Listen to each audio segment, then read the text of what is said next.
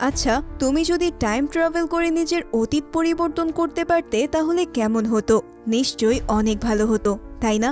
ঠিক এমনইভাবে টিম নামের এই ছেলেটি একদিন টাইম ট্রাভেলের সিক্রেট মেথড পেয়ে যায়, আর সে অতীতে গিয়ে তার সব ভুলগুলো শুধরাতে থাকে। কিন্তু এরপরেই সে এমন এক অদ্ভুত রহস্যের মধ্যে আটকা পড়ে যায় যা তোমাদের একদমই অবাক করে দেবে। বলছিলাম টাইম ট্রাভেল নিয়ে করা অসাধারণ ফ্যান্টাসি মুভি অ্যাবাউট টাইমের কথা। তো আমি আজকে সামিয়া আছি তোমাদের সাথে, আর চলো কথা না বাড়িয়ে শুরু করি আজকের মুভি এক্সপ্লেনেশন। মুভির শুরুতেই আমাদের পরিচয় হয় টিম নামের এই ছেলেটির সাথে। তবে বলে রাখি, টিম কিন্তু কোনো সাধারণ পরিবারের মানুষ ছিল না। তাদের পরিবারে এমন এক গোপন রহস্য লুকিয়ে আছে যা আমাদের অনেকেরই স্বপ্নের যাওয়া। এখন সেটা কি তা একটু পরেই বলছি। যাই হোক, টিমের পরিবার ছিল বেশ অদ্ভুত রকমের সুন্দর। বাবা একজন রিটায়ার্ড টিচার, যিনি তার সন্তানদের সাথে বেশ ফ্রেন্ডলি। টিমের মা কিছুটা গম্ভীর হলেও তিনি একজন রানীর মতো রুচিসম্পন্ন নারী। এছাড়াও তার রয়েছে ক্যাথরিন নামের এক চঞ্চল বোন এবং তার আঙ্কেল ডেজমন্ড। ডেজমন্ড একজন অ্যামনেশিয়া রোগী, তাই সে প্রায়শই সবকিছু ভুলে যেত। টিমের এই পরিবার বাস করে কর্নওয়ালের সাগরের তীরে সুন্দর এক বাড়িতে। ইতিমধ্যেই নতুন বছর আসতে চলেছে, তাই সবাই মিলে এই বাড়িতে এক জমকালো পার্টির আয়োজন করে। সেই পার্টিতে সবাই বেশ ভালোভাবে এনজয় করছিল, তবে টিম কেমন যেন আনমনে হয়েছিল।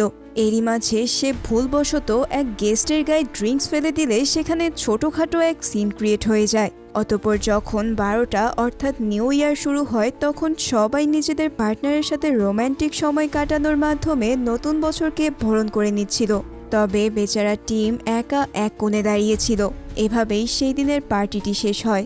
অতঃপর সকালে তার বাবা তাকে ডাক দেয় এবং গম্ভীরভাবে তাকে তাদের পরিবারের এক অদ্ভুত গোপন তথ্য জানায়। তিনি বলতে থাকেন যে তাদের পরিবারের পুরুষেরা নাকি টাইম ট্রাভেল করতে পারে। স্বাভাবিকভাবেই প্রথমে টিম বিশ্বাস করতে চায় না, তবে বাবার কথা শুনে কৌতূহলবশত সে চেষ্টা করেই বসে। ঘরের আলমারির ভেতরে গিয়ে চোখ বন্ধ করে কল্পনা করতে থাকে আগের রাতের পার্টি। আর ঠিক তখনই সে চোখ খুলে দেখতে পায় সত্যি সে ফিরে গেছে কালকের সেই মুহূর্তে। এই অদ্ভুত ক্ষমতা দেখে টিম যেন আকাশ থেকে পড়ে। তার মানে তার বাবা যা তাকে বলেছে তার সকল কিছুই একদম সত্যি। ব্যাস, টিম এবার কাল রাতে তার দ্বারা হওয়া যতগুলো ভুল ছিল সকল কিছু শুধরে নেয়। টিম বর্তমানে ফিরে এসে তার বাবার কাছে জানতে চায় তার মা কি জানে এই টাইম ট্রাভেলের ক্ষমতার ব্যাপারে। জবাবে তার বাবা বলে না, এটা শুধুমাত্র তাদের পরিবারের পুরুষরাই জানে। এটা শুনে টিম কৌতূহলী হয়ে প্রশ্ন করে যে আচ্ছা বাবা, তুমি এই ক্ষমতা দিয়ে কি করতে? উত্তরে তার বাবা হেসে বলে, আমি এই ক্ষমতা কেবল বই পড়তেই কাজে লাগাতাম। পৃথিবীর যেসব বই সাধারণ মানুষ পড়ে উঠতে পারে না, আমি সেগুলো এই টাইম ট্রাভেল করে পড়ে নিতাম। তবে টিমের উদ্দেশ্য তার বাবার মতো নয়। সে জানায় এই ক্ষমতা দিয়ে সে কারি কারি টাকা উপার্জন করবে। কিন্তু তখনই তার বাবা খুবই কড়াভাবে তাকে মানা করে বলে, তোমাকে এই ক্ষমতা ব্যবহার করতে হবে জ্ঞান ও বুদ্ধির সঙ্গে, না হলে তোমার লাইফে এমন সব বিপদ আসবে যা তোমাকে শেষ করে দেবে। একসময় তার বাবা এই টাইম ট্রাভেল ক্ষমতাকে দিয়ে অর্থ ও খ্যাতি অর্জনের চেষ্টা করেছিল, কিন্তু এর ফলে সে তার জীবনে কখনোই শান্তি পায়নি। অতীতকে হস্তক্ষেপ করে নিজের বর্তমানকেই এলোমেলো করে ফেলেছিল তার বাবা। তাই জেমস টিমকে স্পষ্টভাবে বলে এই ক্ষমতা কখনোই টাকার জন্য ব্যবহার করা যাবে না। এসব কথা শোনার পর টিম প্রতিজ্ঞা করে যে সে কখনোই এই ক্ষমতাকে স্বার্থপরভাবে ব্যবহার করবে না, বরং সত্যিকারের ভালোবাসা খুঁজতে ব্যবহার করবে। এর কিছুদিন পর দেখা যায় টিমের এক দুঃসম্পর্কের কাজিন শার্ল তাদের বাড়িতে আসে সামার ভ্যাকেশনে। এবার টিম ভাবতে থাকে হয়তো এই শার্লটি তার স্বপ্নের মেয়ে। একদিন সমুদ্রের ধারে টিম, তার বাবা, ক্যাথরিন ও শার্ল সবাই মিলে আরাম করে সময় কাটাচ্ছিল। সেই সময় হঠাৎ শার্ল টিমকে ডেকে বলে, আচ্ছা টিম, তুমি কি আমার পিঠে একটু সানস্ক্রিন লাগিয়ে দিতে পারবে? এখন এমন কথা শুনে তো সে পুরোই অপ্রস্তুত হয়ে পড়ে। তাই প্রচণ্ড নার্ভাস হয়ে সে সানস্ক্রিমের পুরো বোতলটাই শার্লটের পিঠে ঢেলে ফেলে। এই ঘটনাটা টিমের জন্য ছিল খুবই বিব্রতিকর, তাই সে দ্রুত ক্ষমা চেয়ে ওখান থেকে উঠে নিজের ঘরে চলে যায়। তবে আমরা তো জানি যে টিমের কাছে রয়েছে টাইম ট্রাভেলের ক্ষমতা, তাই সে সিদ্ধান্ত নেয় এই বিব্রতকর পরিস্থিতিকে ঠিক করতে সে আবারও আগের সেই মুহূর্তে ফিরে যাবে। যেই ভাবা সেই কাজ। এবার টিম কিন্তু ঠিকই আগাম প্রস্তুতি নিয়ে গিয়েছিল। তাই তো শার্লট যখনই তাকে সানস্ক্রিন লাগাতে বলে তখন টিম ভদ্র ছেলের মতো সানস্ক্রিনটি শার্লটের পিঠে মেখে দেয়।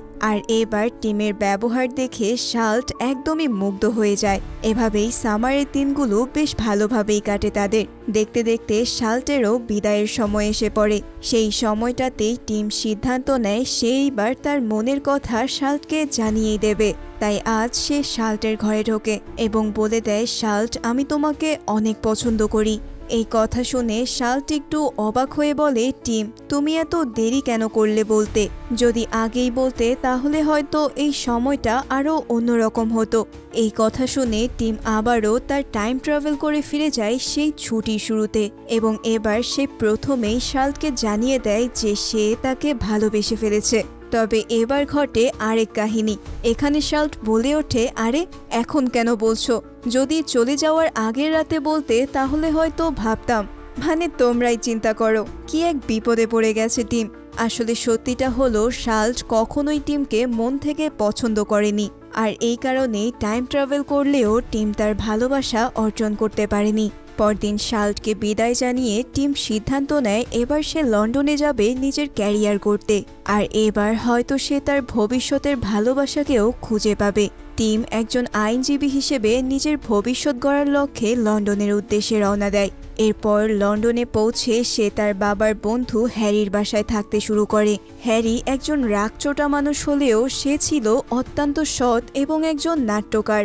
তিনি তার নাটকের কাজ নিয়ে ভীষণ ব্যস্ত থাকেন। যাই হোক, এভাবেই প্রায় 6 মাস কেটে যায় আর টিম তার অফিসে একজন ভালো বন্ধু পায় যার নাম বব। বব ছিল মানুষ হিসেবে খুবই চার্মিং আর মজাদার। একদিন বব তাকে ডেকে নিয়ে যায় এক অদ্ভুত রেস্টুরেন্টে, যেখানে পুরো পরিবেশটাই অন্ধকারে ঢাকা।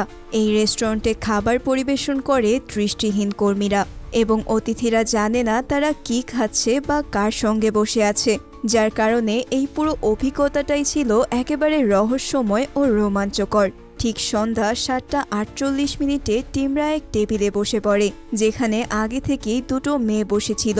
কাকতালীয়ভাবে সেই তরুণীদের একজনের নাম ছিল ম্যারি, যেটি টিমের মায়ের নামের সাথে মিলে যায়। যাই হোক, তাদের আড্ডা শুরু হলে ম্যারি জানায় সে ক্যাটমেসকে ভীষণ পছন্দ করে। প্রায় রাত 10:30 অবধি তারা গল্পগুজব করে সময় কাটায়। এবার খাওয়া শেষ হলে ম্যারি জানায় সে বাহিরে গিয়ে টিমের সাথে দেখা করতে চায়। তো সেই অনুসারে বব ও টিম বাহিরে আসলে কিছুক্ষণ অপেক্ষার পর সেখানে ম্যারি এসে হাজির হয়। কিন্তু ম্যারি নিজের গেট আপ নিয়ে অনেক নার্ভাস ছিল। তাই টিম জানায়, তোমার গেট আপ নিয়ে এত ভেবো না, কেননা তোমাকে একদম দারুণ লাগছে। এরপর টিম ম্যারির ফোন নাম্বার নিয়ে দুজনে নিজেদের গন্তব্যে রওনা দেয়। তবে বাড়ি ফিরে টিম দেখতে পায় হ্যারি ভীষণ চিন্তিত, কেননা আজ তার নাটকের ওপেনিং নাইট একেবারে নষ্ট হয়ে গেছে একজনের ভুল সংলাপের জন্য, যার কারণে হ্যারি ভীষণ ভেঙে পড়েছে। এসব দেখে টিম এবার ঠিক করে যে সে আবার টাইম ট্রাভেল করে যাবে সেই রাতে যেখানে এই ভুলটা ঘটেছিল। তাই সে ওই রাতে ফিরে গিয়ে বসে পড়ে হ্যারির পাশে। এরপর যখন সেই অভিনেতা তার সংলাপ ভুলে যায় তখনই টিম দ্রুত ব্যাক স্টেজে এসে একটা কার্ডবোর্ডে সেই সংলাপ লিখে দেয়। আর এই কারণে ওই অভিনেতা এবার ভুল না করে ঠিকই সবার প্রশংসা কুড়ায়। এমন দর্শকদের করতালি দেখে হ্যারি যেন আনন্দে আত্মহারা হয়ে ওঠে। কিন্তু এরপরেই ঘটে এক অপ্রত্যাশিত ঘটনা। টিম যখন ম্যারিকে ফোন দিতে যায় তখন সে আবিষ্কার করে তার ফোনে ম্যারির কোনো নাম্বারই নেই। সে অবাক হয়ে ভাবতে থাকে মানে কি। তবে ঠিক তখনই তার ধীরে ধীরে মনে পড়ে যায় সব ঘটনা। আসলে যেই সময়টায় সে ম্যারির সঙ্গে ওই ডিনার করছিল ঠিক একই সময়ে সে আবারও টাইম ট্রাভেল করে ফিরে গিয়েছিল হ্যারির নাটক বাঁচাতে। অর্থাৎ হ্যারিকে বাঁচাতে গিয়ে যেহেতু সে ম্যারির সাথে ডিনার করেনি, তাই বর্তমানে ম্যারির সাথে তার কোনো অস্তিত্বও নেই। তার মানে সময়ের একটুখানি পরিবর্তনই বদলে দিয়েছে তার জীবনের এক গুরুত্বপূর্ণ মুহূর্ত।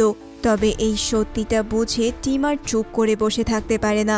তাই সে দৌড়ে ছুটে যায় সেই অন্ধকার রেস্টুরেন্টে যেখানে তাদের দেখা হয়েছিল। কিন্তু অনেক খোঁজাখুঁজির পরেও সে ম্যারিকে আর খুঁজে পায় না। এসব দেখে টিম এবার হতাশ হয়ে পড়ে। তার মনে হয় যেন ম্যারি ছিল তার জীবনের এক ক্ষণস্থায়ী স্বপ্ন। ঠিক তখনই হঠাৎ করে টিমের মনে পড়ে ম্যারি বলেছিল সে কেট মসের দারুণ ফ্যান। এই সূত্র ধরেই টিম কেট মসের একটি প্রদর্শনীতে ছুটে যায়। এরপর টিম পুরো সপ্তাহ ধরে ওই প্রদর্শনীতে অপেক্ষা করতে থাকে এই আশায় যে ম্যারি কোনো না কোনো দিন এখানে নিশ্চয়ই আসবে। ফাইনালি তার অনুমান একদিন সত্যি হয়, আর একদিন সে আবারও ম্যারিকে দেখতে পায়। এখানে টিম দেখে যে ম্যারি কেট মসের ছবি দেখতে দেখতে ঘুরে বেড়াচ্ছে, কিন্তু এইবারের সমস্যাটা হলো ম্যারি তো আর এখন টিমকে চেনতই না, কেননা এই টাইমলাইনে তাদের মধ্যে সেই প্রথম ডিনারের কোনো ঘটনাই ঘটেনি। কিন্তু টিম হাল না ছেড়ে ধীরে ধীরে এগিয়ে যায় ম্যারির দিকে। এরপর একটা হাসি দিয়ে বলে, আমি কি তোমার সাথে শুধু কয়েক মিনিটের জন্য কথা বলতে পারি? ঠিক এই মুহূর্ত থেকেই টিমের জীবনে শুরু হয় এক নতুন অধ্যায়, যেখানে তার সামনে রয়েছে এই সম্পর্কটাকে দ্বিতীয়বারের মতো গড়ে তোলার সুযোগ। তাই এবার আর টাইম ট্রাভেলের উপর ভরসা না করে সে নিজের সত্যিকারের ভালোবাসার উপর বিশ্বাস করে। তাই তো সে আন্তরিকভাবে ম্যারিকে অনুরোধ করে, শুধু কয়েকটা মিনিট আমি তোমার সঙ্গে কিছুক্ষণ কথা বলতে চাই।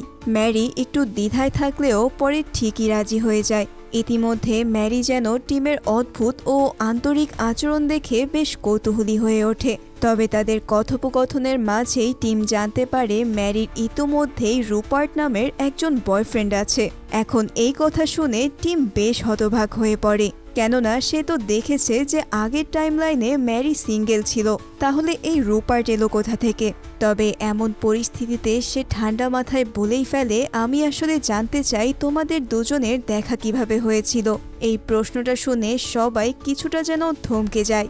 এরপর ম্যারির এক বান্ধবী বলে ওঠে, প্রায় এক সপ্তাহ আগে আমাদের প্ল্যানে একটা পার্টি ছিল, সেখানেই ওদের প্রথম দেখা, আর তারপর থেকেই ওরা একে অপরকে ডেট করতে শুরু করে। এই কথা শোনা মাত্রই টিমের মুখ ফ্যাকাশে হয়ে যায়। সে বুঝে ফেলে এটা সেই সময় যেটা সে হেনরির নাটক বাঁচাতে টাইম ট্রাভেল করেছিল, আর তার জন্যেই সে এই গুরুত্বপূর্ণ মুহূর্তটা মিস করেছে। এসব চিন্তা করে তার মন ভার হয়ে ওঠে। সে আর থাকতে না পেরে বলে ওঠে, আমার শরীরটা একটু খারাপ লাগছে। এই বলে সে দ্রুত সেখান থেকে বেরিয়ে আসে। এরপর শুরু হয় তার পরবর্তী মিশন। টিম আবারও টাইম ট্রাভেল করে ফিরে যায় সেই প্ল্যান পার্টির সন্ধ্যায়।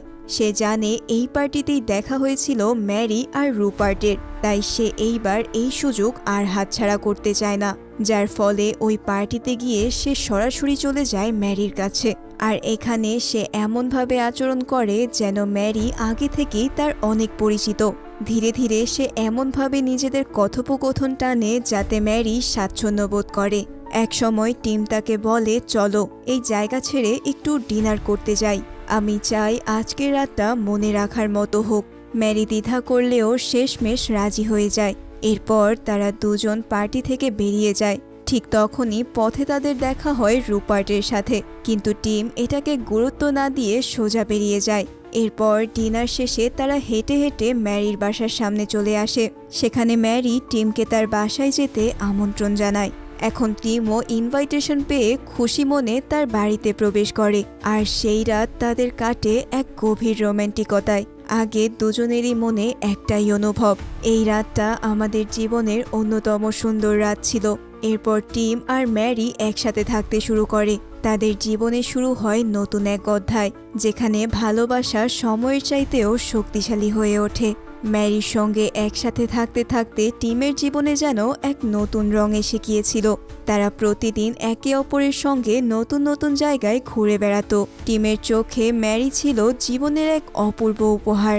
আর একদিন ম্যারির বাবা মা তাদের বাসায় আসলে ম্যারি টিমকে তাদের সাথে পরিচয় করিয়ে দেয়। ঠিক সেই সময় ম্যারি তার চোখে মুগ্ধতা নিয়ে দেখছিল টিম কিভাবে তার বাবা মাকে শ্রদ্ধা আর আন্তরিকভাবে অভ্যর্থনা করছে। তাদের কথোপকথন, টেবিলের হাস্যরস আর সহজ আচরণে বোঝা যাচ্ছিল যে ম্যারির পরিবারও টিমকে বেশ পছন্দ করে ফেলেছে। পরিবারের সবাই চলে যাওয়ার পর টিম আনন্দ ভরা কণ্ঠে বলে, আমি আজ রাতে ন্যাশনাল থিয়েটারে একটা নাটকের জন্য 2টো টিকিট কেটেছিলাম, তাই আমি ভাবছিলাম আমরা দুজনে একসাথে তা দেখতে যাব। কিন্তু ম্যারির মুখে তখন ক্লান্তির ছায়া। সে মৃদু হেসে বলে, আজ সারাদিন অনেক দৌড়দৌড়ি হয়েছে, আমি একটু বিশ্রাম নিতে চাই, তুমি চাইলে অন্য কাউকে নিয়ে যেতে পারো। এখন এসব শোনার পর টিম তার বন্ধু ববকে সঙ্গে নিয়ে থিয়েটারে যায়। সেদিনের নাটক শেষে হঠাৎ তার চোখ পড়ে সেই আগের প্রেম শার্লটের ওপর। টিমের মনে তখন ভেসে ওঠে সব পুরনো স্মৃতি। এখানে সে ভুল করে ধরে নেয় যে শার্লটের পাশে বসা টিনা হয়তো তার প্রেমিকা। তবে এবার ভুল বুঝতে পেরে সে আবারও টাইম ট্রাভেল করে শার্লটের সাথে কথা বলা থেকে নিজেকে আটকায়। থিয়েটার শেষে বের হওয়ার সময় শার্লটি টিমকে দেখে ফেলে। তারা সৌজন্যমূলক আলাপ করে এবং শার্লট ডিনারের দাওয়াত দেয়। ফলে তারা চারজন মিলে দারুণ এক সন্ধ্যা কাটায় তাদের পুরনো স্মৃতি আর নতুন জীবনের গল্প নিয়ে। ডিনার শেষে শার্লট টিমকে তার বাসার সামনে নিয়ে এসে বলে, আজ রাতে আমার বাসায় থাকো, অনেক কথা বলার আছে। এটা শুনেই টিম একটু থমকে যায় আর বুঝতে পারে শার্লটের চোখ যেন আজ অন্য কিছুই বলছে। কিন্তু এই মুহূর্তে টিমের সিদ্ধান্ত একদম স্পষ্ট। সে মৃদু হেসে বলে, তোমার সঙ্গে সময় কাটানো দারুণ ছিল, কিন্তু আমার এখন একটা গুরুত্বপূর্ণ কাজ আছে। এই বলেই টিম সেখান থেকে বিদায় নেয়। আর অন্যদিকে শার্লট বুঝতে পেরেছে যে ভালোবাসা শুধু আবেগ নয়, বরং সঠিক সময়ে তা ধরতে না পারলে সেটা হারিয়ে যায় চিরতরে। শেষ দেখার পর টিম স্পষ্টভাবে বুঝে ফেলে তার হৃদয়ে যে ভালোবাসায় ভরে উঠেছে তা আর কাউকে নিয়ে নয়, সেটা শুধুমাত্র ম্যারিকেই ঘিরে। শুধু তার সৌন্দর্যই নয়, ম্যারির সরলতা, বুদ্ধিমত্তা আর সঙ্গ, এই সবই টিমকে এক অন্য বন্ধনে আবদ্ধ করেছে। তাই সে আর দেরি না করে ছুটে যায় ম্যারির বাড়ির দিকে। গিয়ে দেখে ম্যারি তখনও ঘুমিয়ে আছে। হয়তো আজকে সারাদিনের ক্লান্তি এখনও তার পিছু ছাড়েনি, কিন্তু টিম তার ভালোবাসার কথা আজকেই বলতে চায়। আজই সে চায় তার জীবনের সবচেয়ে গুরুত্বপূর্ণ প্রশ্নটি করতে। ধীরে ধীরে ম্যারির পাশে বসে হাতে একটা ছোট্ট আংটির বক্স নিয়ে। তারপর গভীর ভালোবাসা আর আবেগ নিয়ে ম্যারির কানে কানে ফিসফিস করে বলে, তুমি কি সারা জীবন আমার পাশে থাকবে ম্যারি? এই কথা শুনে ম্যারি ঘুম ভাঙা চোখে তাকিয়ে প্রথমে কিছু বুঝে উঠতে না পারলেও টিমের চোখের অভিব্যক্তি দেখে দ্রুতই বুঝে ফেলে। তার চোখ জ্বলজ্বল করে ওঠে। একটা মিষ্টি হাসি নিয়ে সে বলে, হ্যাঁ টিম, আমি রাজি। আর এই প্রপোজালের মধ্যে দিয়ে তারা দুজনেই জড়িয়ে পড়ে এক নতুন সম্পর্কে। এরপর ম্যারি টিমের সঙ্গে যায় টিমের পরিবারের সঙ্গে দেখা করতে। সেখানে সবার সামনে ম্যারিকে পরিচয় করিয়ে দেয় টিম তার হবু স্ত্রী হিসেবে। কিটক্যাট ম্যারিকে দেখে যেন আনন্দে উল্লাসে ভেসে যায়। সে ম্যারিকে জড়িয়ে ধরে খুশিতে নাচানাচি করতে শুরু করে। টিমের বাবা মা, আত্মীয় স্বজন সবাই ম্যারিকে যেন নিজের মেয়ের মতোই ভালোবেসে নেয়। সেখানে তারা আরও একটি বিশেষ খবর জানায়। টিম জানায় যে ম্যারি তার অনাগত সন্তানের মা হতে যাচ্ছে। এই খুশির খবরটা যেন ঘরটাকে আরও বেশি প্রাণোজ্জ্বল করে তোলে। এরপর টিমের বাবা জেমস টিমকে কাঁধে চাপড়ে বলে, এই তো আমার ছেলে এখন সত্যিকারের মানুষ হয়ে উঠল। এরপর শুরু হয় এক অনারম্ভ বিয়ের আয়োজন। টিম আর ম্যারি বিয়ে করে আর প্রতিজ্ঞাবদ্ধ হয় চিরদিনের সঙ্গী হওয়ার। সেই বিয়ের আসরে টিম ও তার বাবার মধ্যে কিছু আবেগঘন কথা হয়। জেমস নিজের অতীত, তার বাবা হিসেবে ভুলগুলো আর টিমের প্রতি গর্বের কথা জানায়। সেই মুহূর্তটি ছিল যেন পিতা পুত্রের নিঃশব্দ ভালোবাসার এক উজ্জ্বল চিহ্ন। এভাবেই সময় গড়িয়ে যায়। ম্যারি ও টিমের কোল জুড়ে আসে ফুলের মতো ফুটফুটে এক কন্যা সন্তান। তারা তার নাম রাখে পজি। পজিকে কোলে নিয়ে টিমের মা খুশিতে বলে, টিম তো ছোটবেলায় দেখতে একেবারে বেখাপ্পা ছিল, অথচ আমার নাতনিকে দেখো, একদম পরীর মতো দেখতে। তবে অন্যদিকে আমরা দেখতে পাই কিটক্যাটের জীবন যেন এক ভীষণ অন্ধকারে হারিয়ে যেতে থাকে। ভালোবাসায় বরাবর আঘাত পেয়ে সে নিজের ওপর থেকে বিশ্বাস হারিয়ে ফেলেছে। কাজ ছেড়ে দিয়ে মদে আসক্ত হয়ে পড়েছে সে। এক সময় যেই কিটক্যাট ছিল আনন্দের ঝর্ণা, সে এখন নিঃসঙ্গতা আর হতাশার ছায়ায় ঢাকা। অন্যদিকে টিম কিন্তু আর টাইম ট্রাভেলের দিকে পা বাড়ায় না, কেননা তার কাছে এখন জীবনের প্রতিটা মুহূর্তই অমূল্য। সে এখন আর চায় না কিছু বদলাতে, কেননা সে এখন বিশ্বাস করে যে ভুল হোক কিংবা ঠিক, এই সব কিছুই আমাদের জীবনেরই একটা অংশ। সে বুঝে গেছে বর্তমান সময়ই হচ্ছে সবচেয়ে দামি বস্তু। অতীত বা ভবিষ্যৎ আমাদের জীবনে খুব কমই প্রভাব ফেলে। যাই হোক, এভাবেই দেখতে দেখতে পজির 1 বছর পূর্ণ হয়ে যায়। সেই দিন ছিল পজির প্রথম জন্মদিন। টিম ও ম্যারি একটা ছোট্ট পার্টির আয়োজন করে। সেখানে আত্মীয় স্বজন, বন্ধু বান্ধব সবাই আসে। হাসি খুশি, উপহার আর পজির কৌতূহলী চোখ সব মিলে এক অপূর্ব পরিবেশ। তবে একজনকে ছাড়া পার্টি এখনো অসম্পূর্ণ, কিটক্যাট। সবাই চলে আসলেও সে এখনো পৌঁছায়নি। দুপুর পেরিয়ে যায়, বিকেল গড়িয়ে সন্ধ্যার ছায়া নেমে আসে, কিন্তু কিটক্যাটের দেখা নেই। টিমের চোখ বারবার ঘড়ির কাঁটায় যায়, তার মনটা অজানা দুশ্চিন্তায় ভরে ওঠে। তার বোন কি আদৌ ঠিক আছে? এদিকে পজির জন্মদিনের উৎসব প্রায় জমে উঠেছে। রঙিন বেলুন, হালকা গান আর শিশুর হাসিতে বাড়িটা মুখর। তবুও টিমের চোখ বারবার ঘুরে যায় বাড়ির মূল দরজার দিকে। ঠিক সেই মুহূর্তেই দরজায় কড়া নাড়ার শব্দ শোনা যায়। সবাই ভাবে অবশেষে হয়তো কিটক্যাট এসেছে। টিম ছুটে গিয়ে দরজা খোলে, কিন্তু ওপাশে কিটক্যাট নয়, দাঁড়িয়ে আছে জিমি, ক্যাটের বয়ফ্রেন্ড। টিম অবাক হয়ে জিজ্ঞেস করে ক্যাথরিন কোথায়। জিমি কাঁপা কাঁপা গলায় বলে, আসলে আজ সকালেই আমার সাথে ওর ঝগড়া হয়েছিল, তাই ও বেশ রেগে গিয়ে একটু বেশি ড্রিঙ্ক করে ফেলেছিল। তারপর এখানেই আসার উদ্দেশ্যে সে রওনা দিয়েছিল, কিন্তু এরপর থেকেই ওকে আর খুঁজে পায়নি। ফোনটাও বন্ধ। ঘরের নিস্তব্ধতা মুহূর্তেই ভারী হয়ে ওঠে। টিম, ম্যারি, জিমি আর তার মা বাবা হাসপাতালে ছুটে আসে। ক্যাথরিন গাড়ি দুর্ঘটনায় আহত। বোনের এই অবস্থা দেখে টিম ভেঙে পড়ে। তবে তার মনের মধ্যে ঘুরছে একটাই চিন্তা, আমি চাইলেই এটাকে আটকাতে পারতাম। সে জিজ্ঞেস করে ক্যাথরিন ঠিক কখন বের হয়েছিল। জিমি সেই সময় জানালে টিম তাৎক্ষণিকভাবে টাইম ট্রাভেলের সিদ্ধান্ত নেয়। সে ফিরে যায় সেই মুহূর্তে যখন ক্যাথরিন রাস্তায় বের হচ্ছিল। এবার সে ক্যাথরিনকে থামিয়ে বলে, চলো, আমি তোমাকে পজির জন্মদিনে নিয়ে যাব। তাদের ফিরে আসার পর পার্টি আবারও স্বাভাবিক মনে হয়, কিন্তু ক্যাথরিনকে দেখে বোঝাই যাচ্ছিল সে খুবই আপসেট এবং ক্লান্ত। এটি দেখে টিম এবার সিদ্ধান্ত নেয় শুধু সময় বদলানো নয়, মনও বদলাতে হবে। একদিন বিকেলে সে ক্যাথরিনকে বলে, আমি তোমাকে একটা গোপন কথা বলি যেটা কেউ জানে না। টিম ধীরে ধীরে জানায় তার টাইম ট্রাভেল করার ক্ষমতার কথা। প্রথমে ক্যাথরিন হেসে ফেলে, ভাবে ভাই হয়তো ঠাট্টা করছে, কিন্তু টিমের চোখের গভীরতা দেখে সে থমকে যায়। একসময় সে বলে ওঠে, তাহলে প্রমাণ দাও। যথারীতি টিম তাকে চোখ বন্ধ করে তার হাত শক্ত করে ধরতে বলে এবং মনে করতে বলে পুরনো সেই দিনের কথা, যেই দিন তাদের নিউ ইয়ারের পার্টি হয়েছিল। ক্যাথরিন চোখ বন্ধ করে তার কাঁপা কাঁপা হাতে শক্ত করে টিমের হাত ধরে। এরপরেই ক্যাথরিন বিস্ময়ে তাকায়। সে আর টিম ফিরে এসেছে মুভির শুরুতেই দেখানো সেই নিউ ইয়ার পার্টিতে। সে যেন নিজের চোখকেও বিশ্বাস করে উঠতে পারছিল না। পার্টিতে এবার জিমিকে দেখে ক্যাট এগিয়ে যেতে থাকে, তবে সেই মুহূর্তেই সে দেখতে পায় জিমি অন্য এক মেয়েকে ভালোবাসার কথা বলছে। কেট বুঝতে পারে জিমি তাকে কখনো ভালোই বাসেনি, সে শুধু চেয়েছিল নারী সঙ্গ। ব্যাস, রাগে ক্ষোভে সে গিয়ে জিমিকে কষিয়ে কয়েকটা ঘুষি মারে এবং সবার সামনে হ্যাপি নিউ ইয়ার বলে ফিরে আসে বর্তমান সময়ে। বর্তমানে ফিরে এসে ক্যাট দেখে টিমের বন্ধু যে তাকে অনেক পছন্দ করতে শুরু করেছে। এই নতুন সম্ভাবনা ক্যাটকে একটু আশাবাদী করে তোলে, আর টিম ফিরে যায় তার স্ত্রী ম্যারি আর মেয়ে পজির কাছে। বোনকে দুর্ঘটনা আর বিষণ্ণতা থেকে বাঁচিয়ে টিম খুবই আনন্দিত ছিল, কিন্তু বাড়ি ফিরে সে অবাক হয়ে দেখে এবার তার কন্যা পজি নেই, বরং তার একটি ছেলে সন্তান হয়েছে।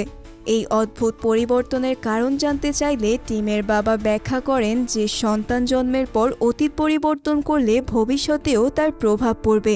টিম এইবার কি করবে বুঝে উঠতে পারছিল না, কারণ স্বাভাবিকভাবেই ইতিমধ্যে সে তার মেয়েকে তার জীবনের চাইতেও বেশি ভালোবেসে ফেলেছে। তাই সে এইবার সিদ্ধান্ত নেয় নিজের জীবনের কোনো পরিবর্তন না এনে শুধুই ক্যাটের জন্য ভালো কিছু করার। তাই সে আবার টাইম ট্রাভেল করে পজির জন্ম নিশ্চিত করে।